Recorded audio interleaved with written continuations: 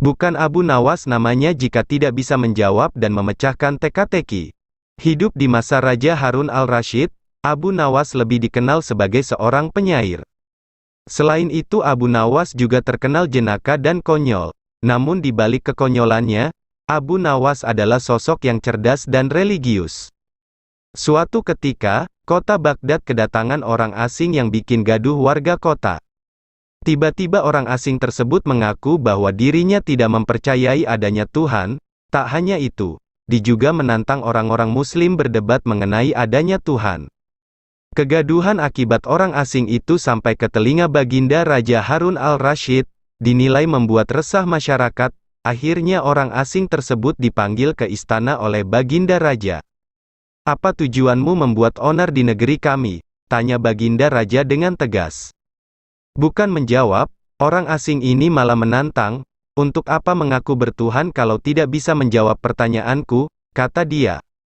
Kemudian Baginda Raja bertanya kembali tentang kepercayaan orang asing itu kepada Tuhan. Dengan tegas orang itu menjawab, bahwa dirinya tidak percaya adanya Tuhan dan tidak percaya adanya akhirat. "Tapi saya dan rakyatku percaya adanya Tuhan, berarti keyakinan kita berbeda, jadi jangan ganggu rakyatku," kata Baginda Raja. Namun orang asing itu malah mengajukan pernyataan yang harus dijawab. Baginda Raja pun mempersilahkan. Orang Islam meyakini bahwa dunia dan seisinya adalah ciptaan Allah. Lalu siapakah yang menciptakan Tuhan? Bukankah sesuatu yang ada pasti ada penciptanya? Tanya orang tadi kenal itu. Sebenarnya Raja Harun al-Rasyid bisa saja menjawab berdasarkan hadits dan Al-Quran. Tapi karena yang dihadapi adalah orang yang tidak percaya Tuhan, maka jawabannya harus dengan logika.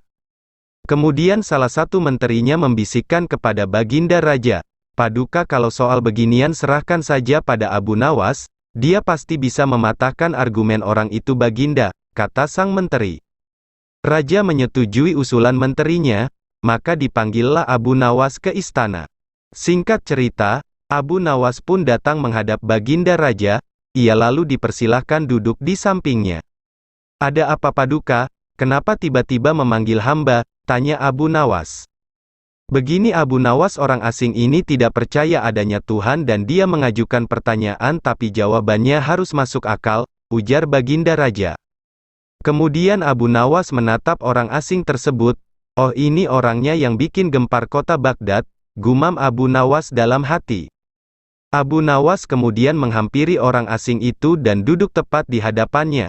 "Silahkan, apa yang ingin kau tanyakan?" kata Abu Nawas. Dengan penuh kesombongan, orang asing tersebut memulai pertanyaannya.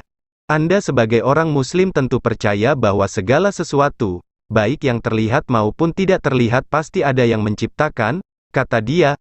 "Iya, tentu saja saya percaya," jawab Abu Nawas. "Sekarang saya mau bertanya, siapakah yang menciptakan alam semesta dan seisinya?" tanya orang asing tadi. "Yang menciptakan alam semesta dan seisinya adalah Allah Tuhan saya," jawab Abu Nawas. "Oh baiklah, lalu siapakah yang menciptakan Allah? Bukankah tadi Anda mengakui bahwa segala sesuatu baik yang terlihat maupun tidak terlihat pasti ada yang menciptakan," kata orang tadi. Mendengar pertanyaan itu, Abu Nawas terdiam.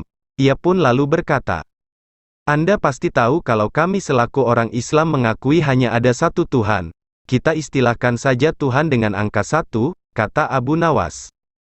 "Sekarang gantian aku yang bertanya, angka 3 berasal dari angka berapa?" kata Abu Nawas mengajukan pertanyaan. "Angka 3 berasal dari angka 2 ditambah 1, jawab orang tersebut. "Tepat sekali. Kalau angka 2 berasal dari angka berapa?" tanya Abu Nawas lagi. "Angka 2 berasal dari angka 1 tambah 1, jawab orang itu. "Benar sekali. Sekarang kalau angka 1 sendiri berasal dari angka berapa?" tanya Abu Nawas lagi. Orang asing itu kaget dengan pertanyaan tersebut. Dia hanya terdiam tak bisa menjawabnya. Kemudian Abu Nawas berkata kembali sebagai berikut. "Pada intinya semua angka pasti ada awalnya.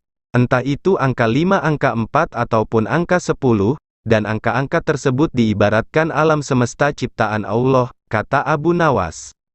"Apabila kamu bertanya siapa yang menciptakan Allah, sama halnya saya bertanya dari mana angka 1 itu ada, Kamu pasti tidak akan bisa menjawabnya, tambah Abu Nawas lagi. Orang asing itu pun langsung terdiam merenungi kata-kata Abu Nawas. Untuk jawabanmu atas pertanyaanku masuk akal, kata orang asing tersebut. Jawaban Abu Nawas tentang siapa yang menciptakan Tuhan, membuat lawan bicaranya terdiam. Raja Harun al-Rasyid pun kagum atas jawab cerdas sang sufi.